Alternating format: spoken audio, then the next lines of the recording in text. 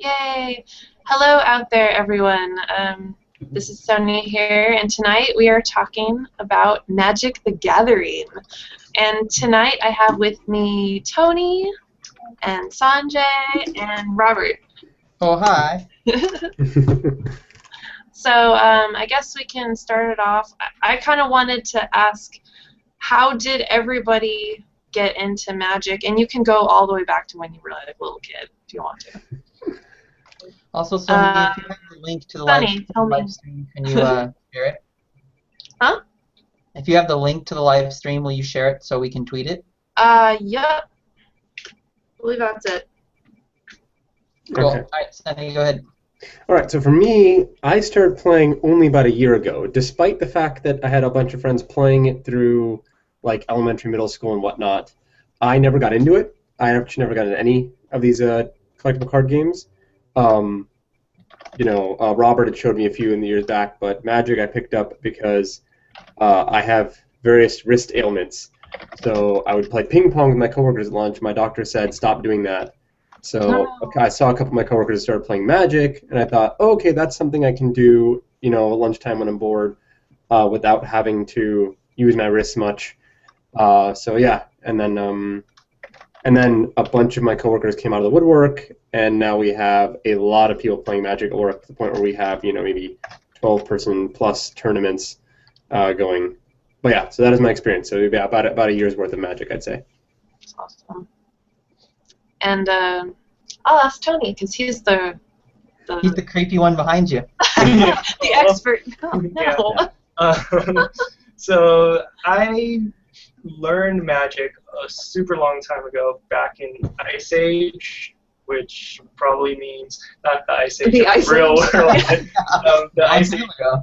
And so probably 15 plus years ago, like back when I was a kid, preteen. So I learned it way back when, and just had an older guy teach my brother and I. It just really was cool. Just really helped us learn while we're kids. So we're too young to pick up a lot of subtleties. So he was really patient with us, and just learned how to play, and then kind of didn't pick it up until I was more of a teenager again. And then just started playing online tournaments and stuff, and I've been playing a lot since then. So Tony, you say you mostly play on paper or online? I play online a lot more than paper. So that's most of my background. Okay. And Robert. I long time ago. Well, I got to turn off my fan. Long time ago, I came home from school, and I was probably in my early teens, so maybe 12, 13. And I came home, and my dad said, "Hey, I bought a pack of Magic cards for you. They're sitting on the speaker in the front room." Now, my dad, used to collect a lot of baseball and basketball cards and things like that, and so I'm sure this is where he actually picked it up, is at the card shop. But when he said that, I thought, oh wow, like a deck of cards used for performing magic tricks, because I was always kind of into performing magic. Oh, so you didn't. Okay. And I ran over and I grabbed this, brown box that said Magic on it. And that was intriguing. I opened it up, and I saw that it was these strange cards that did not look like traditional playing cards. And I didn't know anyone who actually played the game. I didn't even really know it was a game. So I just looked at the cards and tried to figure out what the heck it was. And I actually really didn't play it much until a couple years later, when I actually found people who played it. So I just kind of had them. And I collected them. I bought them from the store, and I kind of collected the cards. And later on, I ended up going to 2 different tournaments, each of which had their own very interesting stories. But I'll get to that later. So I started around that time, but haven't been playing since then. Until now. Yeah, until now. Okay, I have a question before I answer mine. When did Magic start? Like, when was it developed? It recently passed its 20th anniversary. Okay, well, So yeah, it has been around a long time. 20 years ago. Yes, but actually, so yeah, I believe it was in the early 90s. So it's more than 20 years ago. It just recently passed 20th anniversary. And I believe the stats say it is now more popular than it has ever been. Mm-hmm. It is now more popular than it was at its inception. It is at its the height of popularity currently. Yeah, I'm pretty sure, 20 years ago, when Magic was like first on the scene, I think my brother got some decks, and I'm like, what is this game? And I played a little bit with him, and that was back, it could have been the very first decks, like Mountain Gorillas and all that stuff. So Yeah, the mountain gorillas. yeah, it's like super old, and I didn't catch on to it too at that point because I really didn't have like the greatest experience with it. I didn't really get to like play with other people, and you know I was really young, so it wasn't really that interesting to me.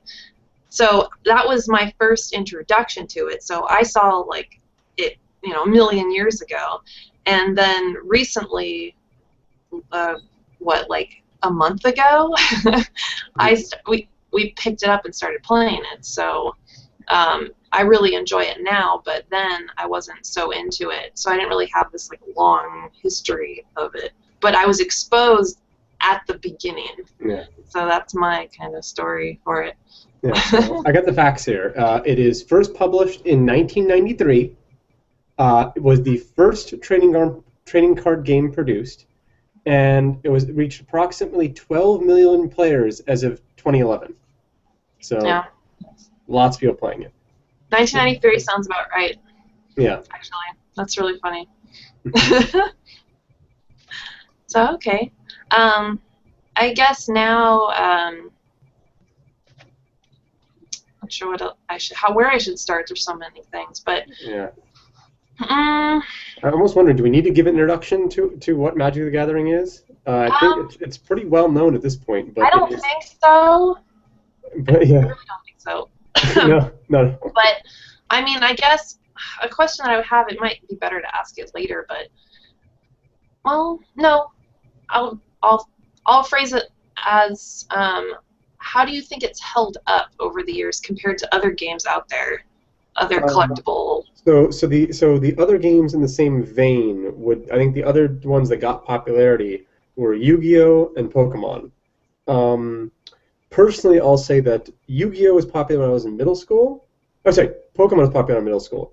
Yu-Gi-Oh, when I go, supposing I go like to Frankensons or something to go check out their stuff. So they sell a lot of different things, but they also sell Magic cards, and I see very few Pokemon cards still around. I still see them selling Yu-Gi-Oh cards.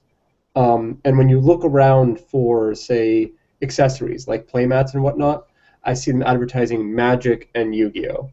So I think Pokemon, despite being a very popular franchise, I think at least in the United States, that at least judging by what's being sold, the player base of Pokemon is down for the card game, and Yu-Gi-Oh seems to be still around. I still see it, like, even my local game store still has a day a week where Yu-Gi-Oh is played, but Magic is by far the most popular paper card game. There's another game that is getting popularity that is only online, and that is Blizzard's Hearthstone, which is based in their Warcraft universe. Guilty. Yeah. There's also Wizards of the Coast, the same company that produces Magic the Gathering, has a new collectible card game based in the My Little Pony universe. That is apparently. I didn't know that.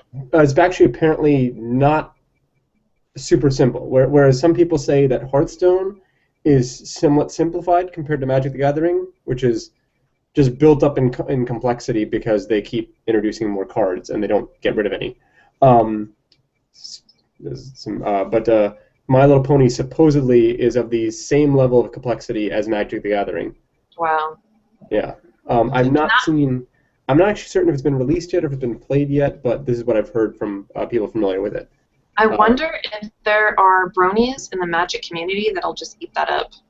Probably. Yeah. Possibly. Yeah. I want to play it for sure. Yeah, and then of course, so Magic has has an online variant, so I believe the player base usually counts that as well. Magic the Gathering Online. It is an online variant that still you still have to purchase cards, and so there is you are purchasing virtual cards as opposed to buying paper cards. So it's not free to play, unlike Hearthstone, which is currently free to play. So part of its player base is split there. Some would say the popularity of Magic recently is boosted back up due to them releasing a game called Duel the Planeswalkers that is available on pretty much every gaming platform, including iOS and Android. That is a single-player game with some multiplayer capability. It is not the full game. You cannot customize your entire decks, but it exposes you to the gameplay and the cards and is a tutorial. So a lot of people may have gotten into Magic from that more recently as well. Mm-hmm. I think the more recent versions of those games have been tending more and more to allowing people to customize it. So they're adding more options to the Duel of the Planeswalkers. So now it's more like just regular Magic. Yeah, but it is still a limited set of cards. It is not all the cards going backwards, and it is not tied to any specific format. They just have specific cards that they release for each version of the game. And they released, I believe the first version was in 2013, and they've been releasing new versions every year since. I can confirm the 2013 number. But yeah, they release a version every year. It is numbered for the year to match the core set they release every year, and they release it. They number it with the year of the year later. So the current version being released that's about to be released, I believe, is Magic 2015. Mm-hmm. Do you think that with these games of free-to-play, even though they're online collectible card games, do you think that they're going to take away a significant portion of the audience from the classic, card games that you actually have to pay? Yeah, it is certainly cheaper and more accessible. It's really hard to say. I've heard anecdotally, from what I've heard, my friends who've tried Hearthstone and also play Magic pretty much say that Hearthstone was fun for a little bit. They quickly got bored, and Hearthstone just made them want to play Magic. Yeah. Meaning, I think they missed the complexity. Right, but that's also coming from people who have already been playing Magic. Right, exactly. Or people who are already very passionate about it. And I know that I have always been a big fan of the collectible card games, but one of the biggest limiting factors for me was the cost, and also just the availability of people to play with. So even when I did have cards to play with, there wasn't always enough people to play with or against. And at the time, I also couldn't afford to keep up with all the new cards that were coming out, and I was not always satisfied with the cards I had, which is exactly what they want you to feel, but I couldn't afford it. Mm-hmm. But with games like Hearthstone, even though I could afford Magic cards now, I have more people I can play with on Hearthstone than I can with Magic. And so that kind of fits my lifestyle a little better, even though Magic has more depth. But there's also some other models out there that are kind of, helping achieve that. As I think I touched on before, Netrunner and some other like living card games, kind of have a little bit of both worlds. But to answer the question, I don't think the free-to-play or online games are going to take a large portion of the consumer base from the actual physical trading cards, especially because a lot of those people are already dedicated to it and they've got their collections and they want to collect more. If anything, I think it's just going to kind of expand and maybe even create a little more competition that Magic maybe never had. And so we'll probably see more. And maybe there'll be people who play games like Hearthstone and think, wow, this is really cool, I want more, and then they'll discover games like Magic and stuff like that. So Yeah. I don't see it harming anyone. I think it just adds to that industry. Yeah, it's also possible that a game like Hearthstone may also choose to evolve and bring itself closer to how Magic is, and eventually have a revenue model, and maybe not be completely free to play in the future. So it's always possible that that Blizzard is just testing the waters and seeing how far they get before they can turn into something that's more that they can monetize a little more directly. Yeah. Robert, do you want to go into the differences between a living card game like Netrunner or Ascension compared to Magic? Yeah, might as well touch on that. Kind of going in that direction. Yeah. Yeah. So trading card games like Magic or Pokemon, Yu-Gi-Oh, and others, they basically produce new cards every year, or in every kind of sectional, like throughout the year. They have different models, but for the most part, every year they're producing new cards that add to a total collection. And the way you obtain those cards is primarily through booster packs, which are a set of, depending on the game, I think it's 12 or 15 cards that are random, but you're guaranteed to get certain rarity of cards. I don't know exactly what that is, but I think you're guaranteed one rare, some uncommons, and lots of commons.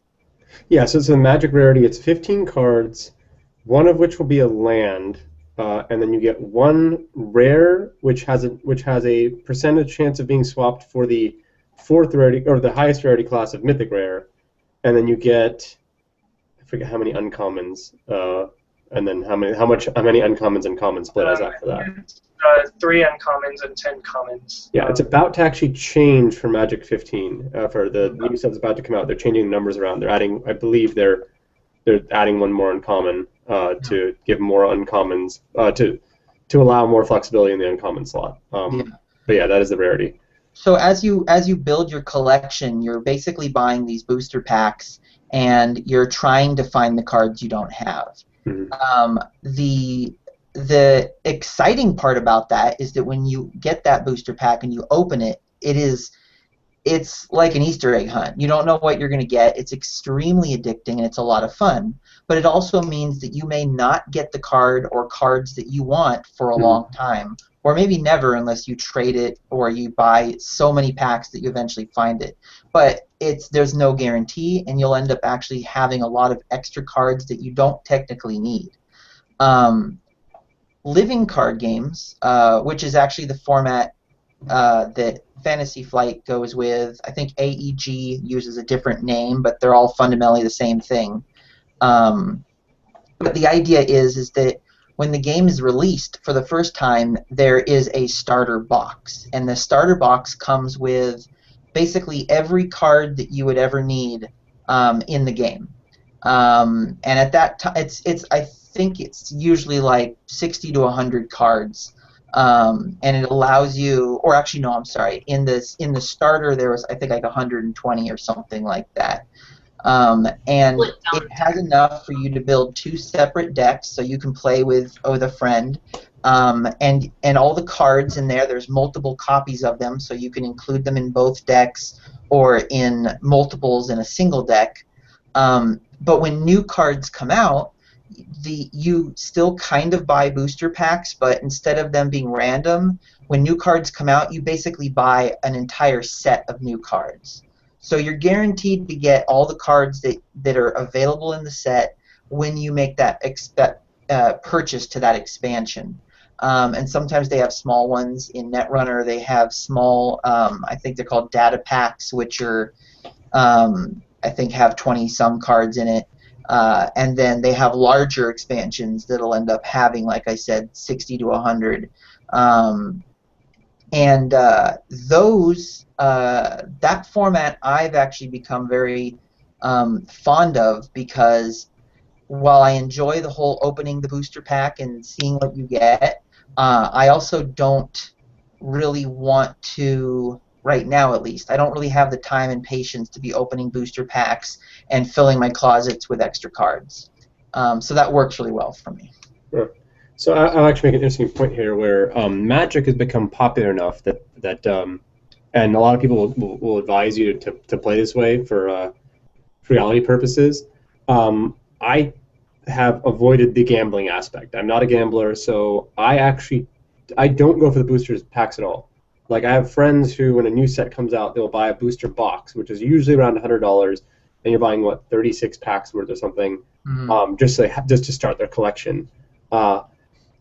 Magic is popular enough now that you can order singles, meaning you have stores and the ability for people to sell their own cards, where especially stores that can get boosters at wholesale values will crack them themselves, or buy and sell cards to be able to sell individual or what's known as singles online. So for me, when I'm building a deck or updating a deck, I stick to ordering singles only, and which eliminates the randomness aspect of it. I will never buy a booster pack on its own unless it's for the purpose of playing a format like what are called limited formats, where you're supposed to play with like a certain number of booster packs worth of cards and no more cards. You're just playing with those exact cards. So that's the only time I buy booster packs. The single cards that you purchase, though, are not actually sold by Wizards of the Coast, right? It's correct. It is someone else or yes. someone or the organization who found it in a booster. So yeah, Magic has a thriving secondary market, which is actually what allows Magic to continue to operate. It's what funds all the tournaments. Is that you have these other stores, the biggest of which are Star City Games and then TCG Player, which is a big network of sellers that. These two tend to run their own tournaments in addition to the professional tournaments that Wizards of the Coast runs.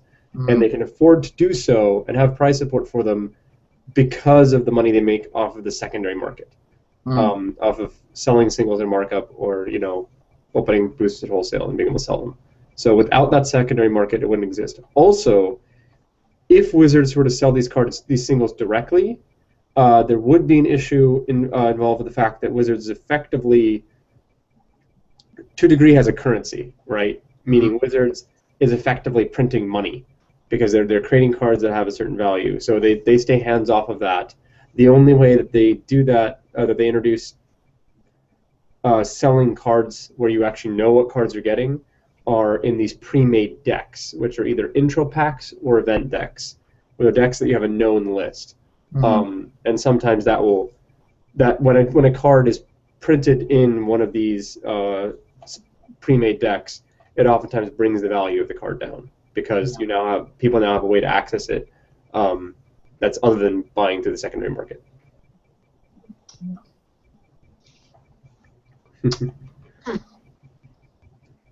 That was our smart person rant.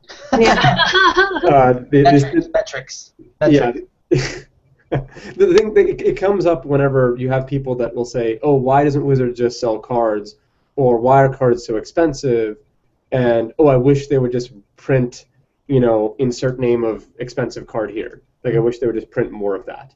I didn't know that was a secondary party thing, selling the singles. I thought that was them, but no. And there's a lot of discussion, and people who know all the economics of how it works will always be scared. Oh, it's also when the counterfeiting comes in, because Magic cards, older Magic cards especially, have so much value that they've been, and for a long time, people make counterfeits.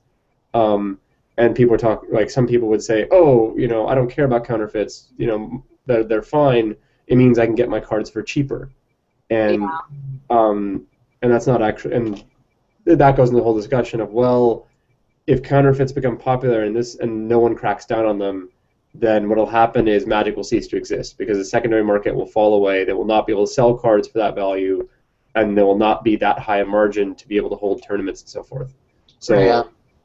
It's an interesting thought. I would take a college class on that sort of thing, Yeah. Not just because it's Magic the Gathering, but there's a lot of interesting logistics to it. And regarding counterfeits, I I've seen people playing games with decks that are almost entirely proxy cards. You know, Yeah. cards that are not. They don't actually own the card. They've just Yeah. literally printed out a copy of it Mhm. and slipped it into a sleeve, Yeah. and they're playing the game. And what's interesting about that is it's still functional. Yeah. And I think a lot of people, it almost doesn't feel real unless you have the card. But Yeah. for the people who don't care about that, it almost makes you wonder, like, how the game could still be alive if someone Yeah. could literally just print out a bunch of their cards and just play whatever deck Yeah, they want. and not only that, there's also online. There's also, for example, there's a system called Cockatrice, which effectively allows people to play these games for free against each other online by importing in the Magic card database. Again, people just play this for free against each other, and yeah, there's a question of how can this work? How come Magic just doesn't fall apart? And the big answer is basically things like tournaments. Is oftentimes you can play with like a group of friends you know or play with strangers online, but oftentimes like the main way people play is that Wizards sponsors and game stores hold these tournaments. The most popular general tournament anyone can go to is Friday Night Magic. Is that Wizards has sanctioned events where game stores can get some sponsorship to be able to do Magic, and Friday night is the main day they want people to do it. So basically anyone can say, okay, let me go to my game store Friday night, and they're probably holding a Magic tournament, and I can go play. And they're usually very cheap to enter, and they have some amount of reward, usually in store credit or in number of booster packs. There's also, of course, professional tournaments where people can make big money off of it. They are starting to become a sport of their own. They get coverage, very popular on Twitch. And yeah, big money can be made. A lot of professional Magic card players cross over from poker because there's a lot of bluffing involved in similar skills. So you see a lot of poker players you see Magic players and poker players swap in what they're doing and entering these tournaments to win money. Well, then I'll hand that off to you. Okay. You play Yes. poker and Magic, Yeah. so it kind of. And Tony's also the only one of us that plays bigger tournaments other than meaning plays at least online tournaments versus I think I only hit the local game store, Friday Night Magic kind of stuff. Yeah. Yeah, I guess with poker, like, I guess I played and learned poker a little bit after Magic, actually, because I learned Magic when I was really young. And, like, there's definitely a lot of difference between poker and Magic cards, but one of the things that kind of holds true with a lot of games is reading the player and not just playing your cards. You play a player. So when you play against your opponents, like, one of the similarities is that the cards you have are random, but trying to pick up tells, trying to figure out what your opponent has gives you a really big advantage, and you can take that with you in both scenarios. So it's like poker that I think is a lot more explored and more obvious for people. They understand that there's just 52 card deck of the same cards, same rules for the poker game that they're playing, but Magic, it's a little more subtle because there's so many different cards and different combinations. A lot of people think, just play your game as strong as you can, try to figure out the nuts and bolts and just play your deck well. But figuring out what your opponent has also gives you a huge advantage. It's like if you know cards well enough that you understand that my opponent might have a counter spell, like they're really acting like it, they're holding back their mana every turn, then you can play around it, and it could be just as clear to you as if they were showing you their card, and that just makes it a huge, deal when you play against people. So, yeah. Or even online. How does Even that though, work? well, for like that example with the counter spell, if somebody's just like every turn they're playing cards, but they're always holding back 2 or 3 mana, then you can realize that they're probably holding it for something, and then you just play around that. You just don't play your big spells. You kind of keep playing little spells until they have to deal with it and they spend all their mana, and then you just lay the big spell on them. So So yeah, it's strategy-wise trying to tell your opponents either through their expressions if it's face-to-face or just how they're playing. And it's something that applies to both of those games. So it's Yeah, cool. I've heard that Magic is sometimes it's like infinite poker, because like while there are formats, meaning that I don't know if you want to go into this, but there's different formats of Magic where they has a different set of cards that are allowed to be played. Like there are formats that only allow the most recent cards to be played, and the formats that allow cards further back and so forth. So yes, there's a limit on what your opponent could be playing sometimes, but even then, that's still hundreds of cards, and yeah, you can make educated guesses on what cards you think your opponent might have, but you really don't know. Every opponent can try something different. Every opponent every person puts their own spin on what they've done with their deck. When a deck is 60 cards, right? There's some wiggle room where certain cards can be different.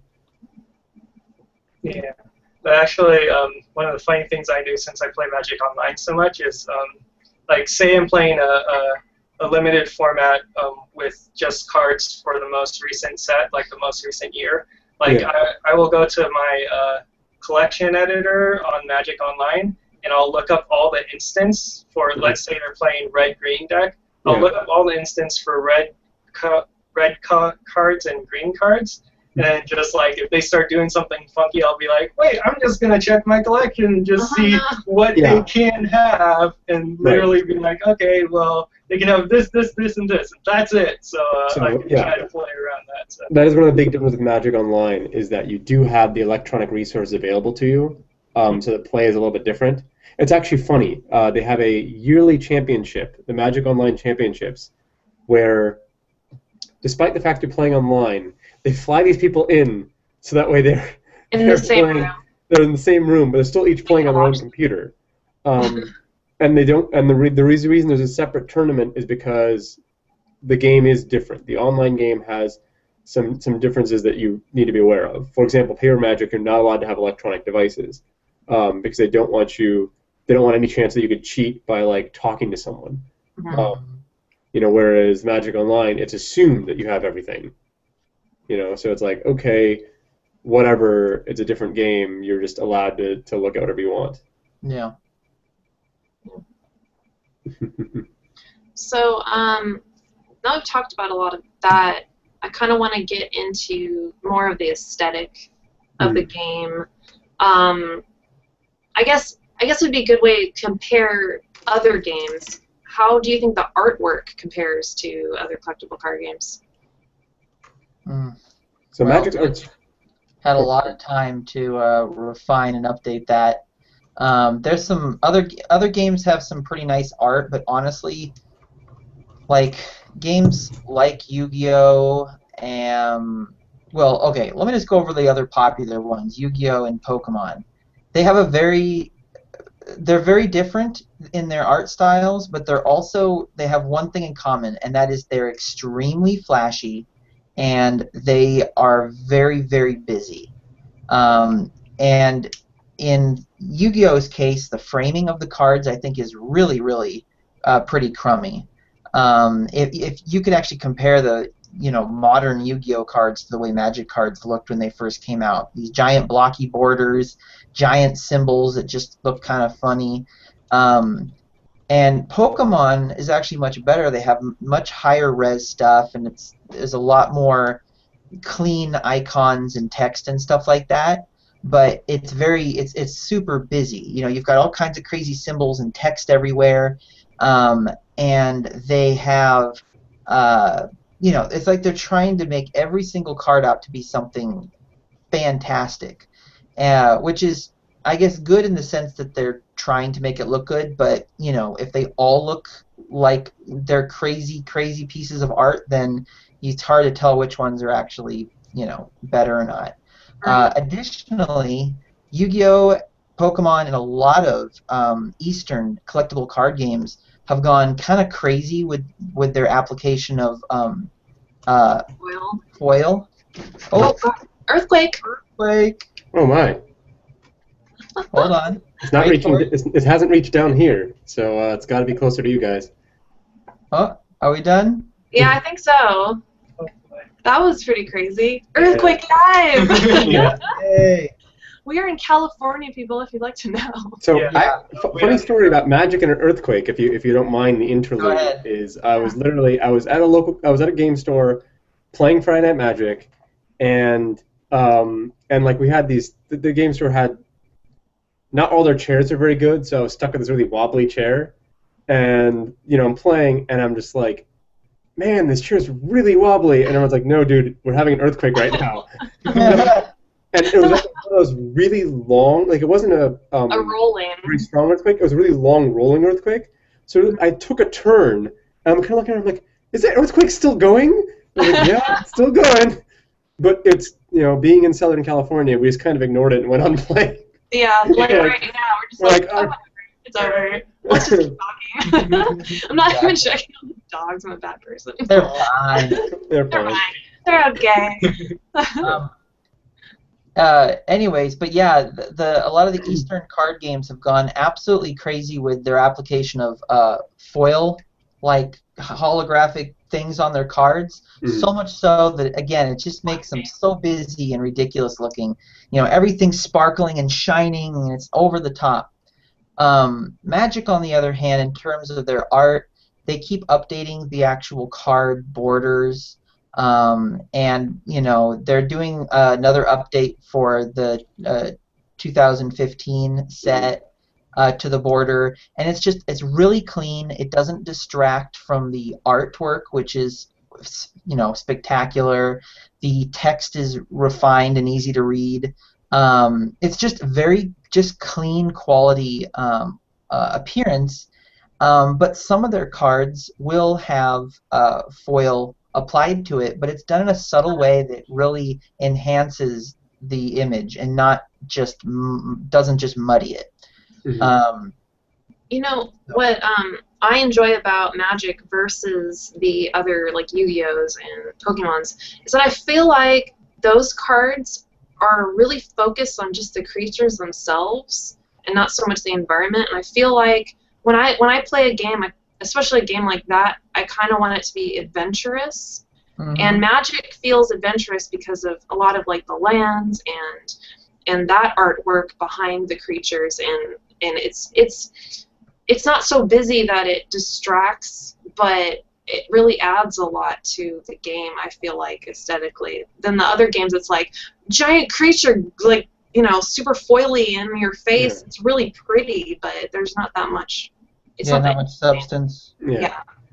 So there's an interesting thing about Magic art is also that like it's advanced a certain way, and they always list the artist, and there are certain artists that have gotten popular in their own right for their Magic art, where people will say, oh look, it's a Noah Bradley piece of artwork, like, oh, this card, like, oh, this card is awesome, or people will go get their cards signed by the artist if they're at a convention or something. So it's interesting also there where Magic art has its own life where people do that. And there's also the concept of alters where people will it is entirely legal in Magic to play with cards that have had the art change so long as certain parts of the card are still readable. So people will do alters where they might either draw extra on top of the card, or they will use like certain, I think, acids or something to actually wipe away the card ink. And this is especially doable with foils, where there's apparently a foil layer that's what's showing through, where you can carefully wipe away the image and draw your own thing in there. Yeah, and there's some really impressive cards that are done like that. So would you mind if I actually share my screen? I want to give a couple examples of certain things. Sure. So let's see if it'll let me do so. There we go. So I don't know if this is showing up properly live, but I can see it. All right, this is an example. All right. So this is an example of one of the older cards. I just want to kind of give an idea of what older art looked like in Magic, and let me go ahead and. Oh my goodness. So this is what Magic's older art looked like. This is still a modern card frame, I think. I can't remember. It's black bordered at least. Very thick. Yeah, it's just the borders. Yeah, but the like you can kind of see like the art's a little some of the old art used to be kind of silly. In fact, this art is silly in the sense that this guy has actually been given a nickname, and people call him Tim. So he's Tim the Prodigal Sorcerer. To the point where sometimes they'll refer to using this ability as timming you. Meaning, okay, I ping you for one, or I tim you for one. So he's Tim or Timmy, the Prodigal Sorcerer.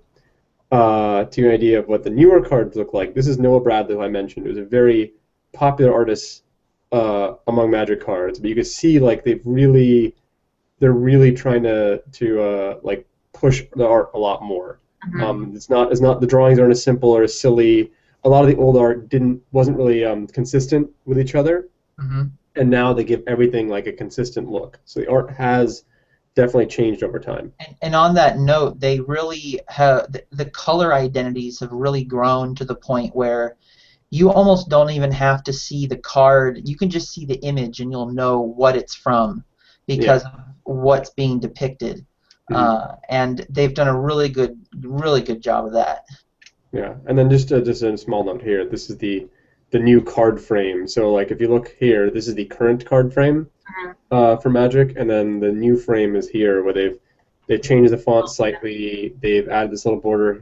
They've changed around the bordering in the bottom. So they keep updating this, and the new thing they have is this hollow stamp sticker kind of thing that for on rarer cards where they will to avoid counterfeiting.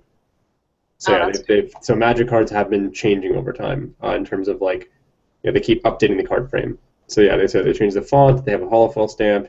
They have collector info, which tells you like which printing it was, and changing the border size. And they always give a credit to the artists on their cards. So Magic artists, every Magic card will indicate who did the art.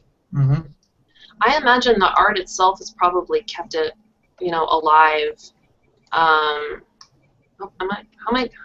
think you click it again. I'll click it again? Oh, there we go. Okay. As far as the collectability goes, because it's just getting better.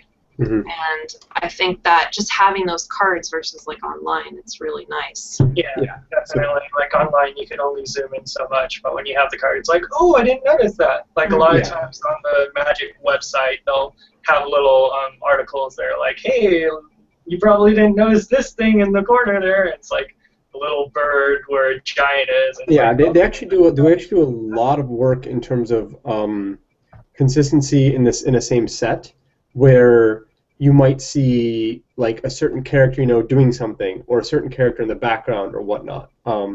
So they actually do a lot of work to show that, like, okay, when you have this card, you have this character doing it, and then you have this character in the background of this other card, so you can see, these cards are related. So they made a comment of trying to tell the story through the cards, because Magic does have a story with each set, and they do release novels as well, and ebooks and whatnot, and then articles that go through the story, but there's, to a degree, part of the story is told through the cards. Like, oh, this character did this, and this character died, and so forth. Mm-hmm. And it's, someone told the cards. The cards also have flavor text on them, and people have contests of their favorite flavor text, because, or there's jokes of things of flavor rulings, where something doesn't win, or something just, someone will concede, like in a casual game, saying, okay, you know what, I'll let you win just because the flavor is so good. Yeah.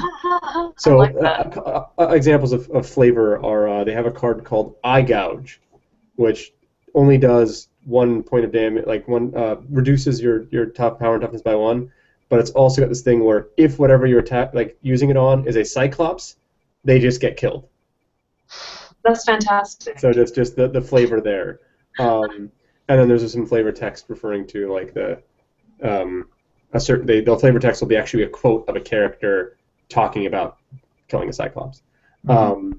Or things like they had someone called 100-Handed One, who is this big guy with 100 hands, and normally you're only allowed to block one creature, and someone said the original design was that he was going to block any number of creatures, but for flavor they decided to say, you know what? He can block 99 additional creatures.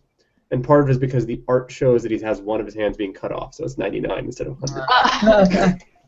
Do they actually? Is it actually 100 hands on the art? Do they actually manage that? They did not draw in 100 hands. A lot of the hands Okay. are off, I was off the wondering. side, but the art, like I said, there are flavor rulings like this. They do keep the flavor up in the cards. They try to make sure that's there. Similarly, the colors. Each of the 5 colors of mana and card types have each color has certain kinds of things that the effects that it'll have, and they try to stick with that. They call it the color pie, and they say like, okay, for example, black will get more direct kill effects versus red might have more haste, like more creatures that are that have either haste that are playable immediately or like direct burn, fire spells, or blue is the color where counter spells are. So they do try to keep that flavor as well in terms of like color pie. Especially when they have a character, the character will be castable with certain colors, and that will also give flavor to the character. Yeah. Yeah, their creative team has just really risen to the task, like in the last few years, last 5-10 years. I think they've mentioned they've really focused a lot on creative. Mm-hmm. Just on the creative aspect of Magic, so much so that one of their most recent sets a few years ago, Inzigrad, I guess, was developed top down as a horror set. So they just came in without any mechanics and just like, this set this year is going to be based on horror, and we're going to try to figure out how to make a set based on that. So Innistrad or? Innistrad, yeah. Yeah, Innistrad, okay. Yeah, so yeah, it's definitely a set that was heavy on vampires. Your main villain was a vampire and so forth. Yeah, werewolves and monsters. Zombies and whatnot, yeah. And I do love the current set. The current set's amazing. It is a Theros and is based on Greek mythology. So they don't directly use the Greek mythological characters, but some of the proxies meaning some of the people they use that are very clearly representative of some combination of things that happen. Yeah, inspired by Greek mythology and very Greek mythological sounding names, So, very, very cool there. I have a question about the different sets. I guess they come out every year. No, more than every year. There's more than once that release a year. They start a new kind of story, a new set every year, but within that year, three sets come out. So they kind of start a new story, and then they build on it for the next 2. So that's what's called the block, meaning a block consists of 3 sets. So the Theros block, usually the first set in the block is named for the block. So the Theros block has Theros being the first set, Born of the Gods is the second set, and the third set is Journey to Nyx, where Nyx is their equivalent of like kind of Olympus, or where the realm where the gods are from for Theros. There's also a core set release each year, which is not tied to the story of a block. It is just every year they put out they might reprint kind of staples or simple cards that just happen, but they don't have that. They aren't glued to that single story kind of thing. The other part of my question also is going to be, when you're building a deck, how far back can you go into sets? So it depends on the format. Yeah, it depends on the format. So Standard is the most popular format, and Standard, I believe, is the most recent. I can double check. There's literally a site called whatisinstandard.com. What is Standard? Whatsinstandard.com. Oh, what's Standard? Yeah, that explains. This here, Standard will, I forget the actual thing here. It basically says this way. Depending on the time of year, Standard can contain anywhere from 1 to 2 core sets and 4 to 6 block sets. Wizards releases a block and core sets alternatingly. Every time the first set in a block gets released, the oldest block in Standard and the oldest core set in Standard simultaneously drop out. So standard can only ever contain 2 blocks at once. So basically, yeah, so that's standard. It really literally means is that you're only allowed to play the most recent cards. So currently, that is the Return to Ravnica block, the 2014 core set, and the Theros block are the only valid cards for standard. Then there's Modern, which is basically, and again, each format has its own banned list and its own restricted list. So banned is you can't play it at all. Restricted is you can only play 1 copy of it instead of the normal maximum of 4. So Modern is basically every card starting at a certain set onward is what's in Modern. Okay. And then there's Legacy, which goes back even further, and then Vintage, which is basically everything. Everything. Then you also have Commander, which is a whole nother format, which is how which has its own rules, not only for which cards you use, but the deck, like what's in the deck. And then there's other formats that aren't sanctioned, like Pauper, which restrict and Peasant, which restrict the rarity of cards you're allowed to play with. So you can play back cards of any time, but you're restricted on the rarity of the cards you can play. Yeah. So yeah, so the answer is it's complicated.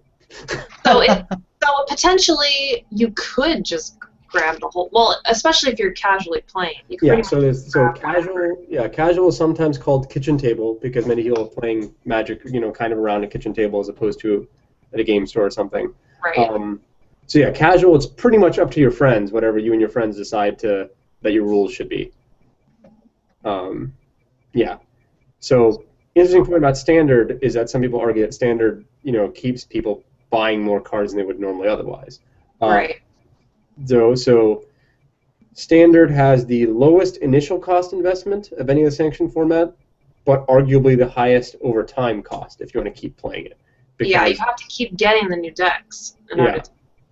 Yeah, you have to keep getting the new cards because the old and you cannot even keep the same cards just to be like, oh, okay, I don't care if my deck is optimal. I just care that I can keep playing it. No, there are cards that you will not be allowed to play. They'll be rotated out. Mm-hmm. So yeah. So then, potentially, okay, so you have standard. So then all your old cards, and then you take those, probably like how we do it, and make those your kitchen table for fun. Right. Yeah, a lot of people do it that way, and that's also kind of where Modern grew from. Is that same kind of concept of people who've been collecting cards over time, and they wanted something to do with them. So yeah. Interesting point about collections. If they print a card new, all previous printings of that card are valid. So, for example, they've reprinted a card. If they reprinted Mutavault, right? If you had a previous printing of Mutavault, you're allowed to play it. It doesn't need to be the most recent printing. All that matters is that since it was reprinted, all copies of Mutavault become valid. That's cool. Yeah, that's sometimes fun. You play against other people and you're like, I'm going to use this card that's 10 years old against you. So, yeah, some people stick to the older cards just because they want to show off they have this old card. Some people will bling out their decks where they use either foil versions of the card only, or there's sometimes promotional versions of the card that you can get. So some people will bling out their decks that way. And then there are some cards that actually the newer printings are more valuable. Simply price-wise, because people prefer them because the art looks better. So people will say, "Oh, I want this art because it looks a lot better than this older art looks like garbage." to them. Yeah, I think it'd be funny if when you talk about the foil cards, if someone, I don't think it would work, if someone had a strategy where they literally had mostly foil to blind the other player. Well, funny thing about that, there's actually a legality issue with foils, in that foils slightly curl over time. Sometimes. So in some formats, depending how curled your foils are, a judge at a professional tournament might actually not let you play with it. For example, some people would say, oh, I'm going to use all normal cards except for my lands that produce mana. I'm going to use foils for all of those. Well, if your deck's built that way, it's often you might be able to tell just by kind of touching the top of your deck, oh, this next card's a land or it isn't, and alter your play. So there are cheating aspects potential with foils. So take care of your cards. Yeah. Yeah. Yeah. Just don't cheat. Yeah, don't cheat. Don't cheat. Don't cheat is kind of the easy way to say that. So we only have like 4 minutes left. I wanted to talk about Commander really quick, so I feel like that's probably the most different. Yeah. Because it's multiplayer, it's a little different. So I'll just start. I've only done it a couple times, and no, I only did it once then, multiplayer, technically, because I did a Commander against Robert, and I think even though that game with 4 people would probably take forever, we didn't really finish it, I think it's more interesting than just 2 versus 2, because I feel like you're missing out on that multiplayer aspect. Yeah, so to give a quick explanation, like there are multiplayer variants of Magic. Commander is a format that lends itself to be primarily played multiplayer. So Commander, also known as EDH, which stands for Elder Dragon Highlander, which is not the official name because the Highlander is copyrighted or trademarked. So is Commander. Yes, but the idea is that you have one commander who's somewhere you can basically always cast. There's a bunch of different rules. And then it's also known as a singleton format because every other card you have, aside from land, you're only allowed to have 1 copy of it. So you have a high amount of variance. The decks are really just meant to be played. It is a more casual format, and it's really meant to be played multiplayer. So there's a whole lot of politics involved. Yeah. Multiplayer equals politics. And the format has become recently more accessible because Wizards decided to sell pre-made Commander decks. They released 5 of them and Wizards basically enforces that keeps printing them so they can be sold at a MSRP. Some people did raise the prices because of the value of certain cards in them, but Wizards basically said they're going to keep printing more. So it's much more accessible to someone than, say, building your own deck from scratch. Do you think they could have tournaments like that?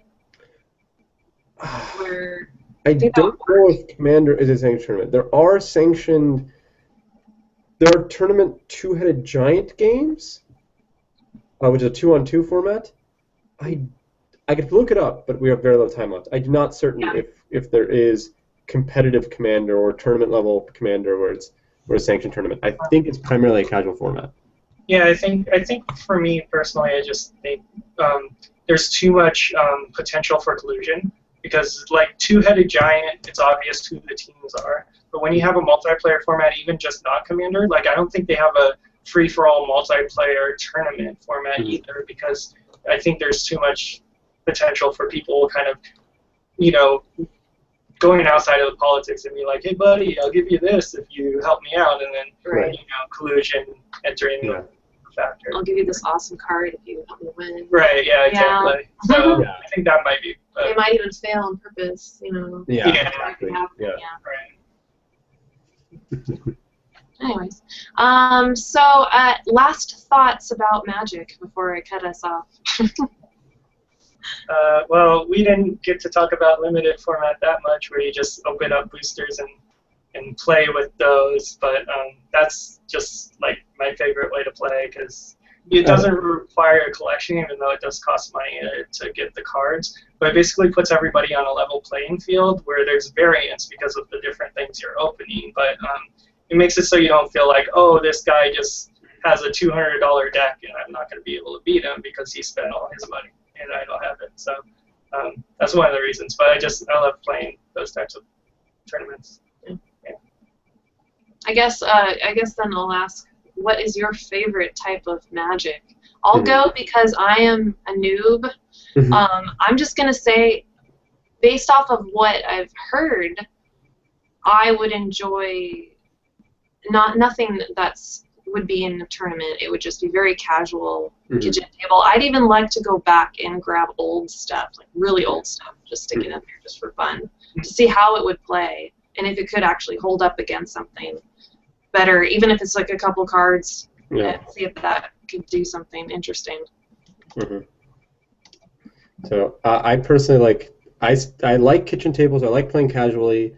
Of the sanctioned formats, I tend to prefer standard right now, just because it is popular. I can always go to the store and find people to play. Yeah, that's a monetary investment, but I'm at the time in my life where I can actually afford stuff. And despite the fact that like I'm constantly having to buy new cards, I like the fact that it's fresh. I like the fact that it's something that I can get into and read. Okay, what's the new set? I like getting excited about the new things that are coming out, and excited about like trying to figure out what to change in my deck to make it work for the new cards. Yeah, I've been enjoying Commander. Only because I don't get to play the game very much. It's kind of nice to play something that's wild and crazy like Commander. You kind of get to experience a lot all in one game. But I think if I played more often, I would not enjoy Commander as much because it can be very exhausting. Um, but I've been enjoying that. Oh, and also a friend of mine showed me a series of articles that have been written, I think, every week since 2002 by one of the designers for Magic the Gathering, Mhm. and it's basically a development diary about how they do a lot of the stuff that they do, and they've got a lot of really interesting information in there. I'll provide the link to Sonia, well, and all you guys, but Sonia, maybe you can provide that in the video message, because there's just a lot of really interesting information there as to why they choose the things they do, the process they go through to decide, the new mechanics and the flavor text and all that, even just what color some card ends up being. Right. It's a lot of And that particular person, Mark Rosewater, you mentioned too, is actually very active on Twitter and Tumblr. So he was always interacting with the community and talking about design stuff.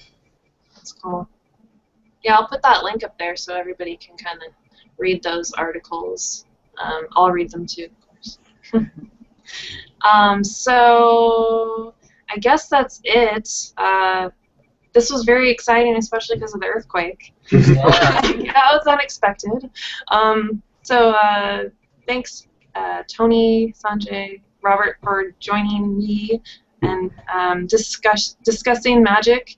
I feel like I wish probably maybe have another one because there's just too much to talk about. Yeah, there's a lot to Magic. Yeah. Yeah. maybe like more of, we could even do like a comparison of something like we could do Netrunner and talk about Magic at the same time. I don't know if that'll work, but something like that would be fun to kind of go into something more specific, because it's so many years of stuff.